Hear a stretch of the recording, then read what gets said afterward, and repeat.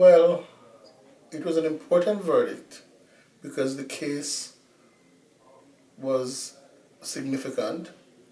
The individual who was involved was extremely popular, and the Jamaican justice system was attacked by the individual's attorneys. Well, I try not to give personal opinions about verdicts. Verdicts are factual, and they are the product of evidence and juror determination. So I would like to say that the verdict is important, but I do not wish to give a personal opinion about the verdict. I would, however, say that it appears to me that the verdict reflects the admissible evidence in the case. I was uncomfortable with the period of time that the case took.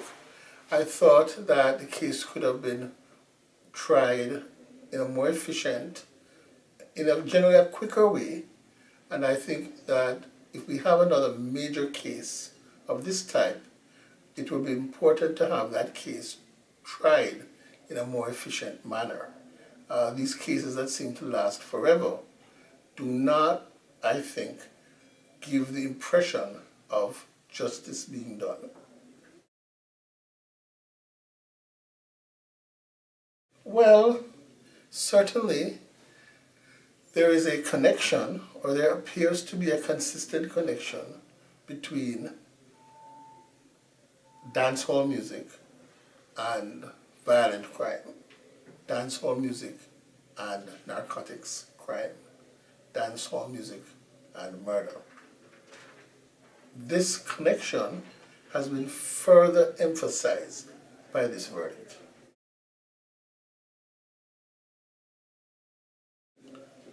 I believe that the verdict, generally speaking, is a victory for the Jamaica justice system.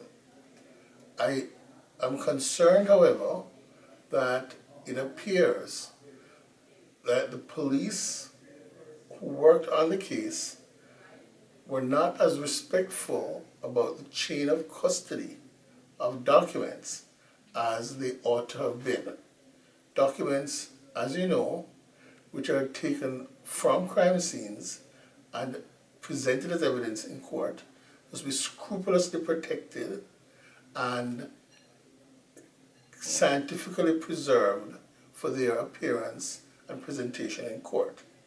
It appears that this was not done here, that very important scientific evidence may have either been tampered with, lost, or left in circumstances where individuals who had nothing to do with the case had access to them. And this was very troubling.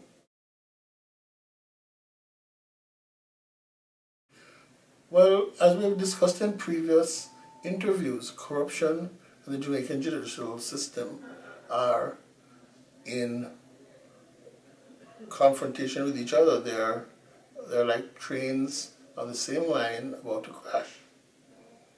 We have too much corruption in the judicial system, and it was very sad that there was a blatant attempt, a barefaced attempt, to bribe a juror in this case.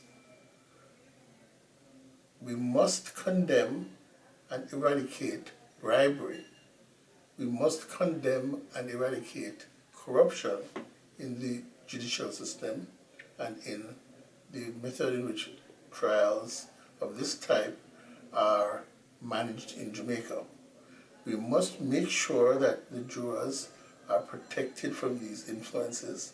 Many of the people who find themselves in trouble have huge amounts of money to infect and countermand and basically destabilize the justice system. Those individuals must be kept at bay. We must protect our judicial system, our justice system, from attack by individuals who have large amounts of money and who try to intervene or try to, how should we put it, make the system work for themselves personally and not work for the society at large.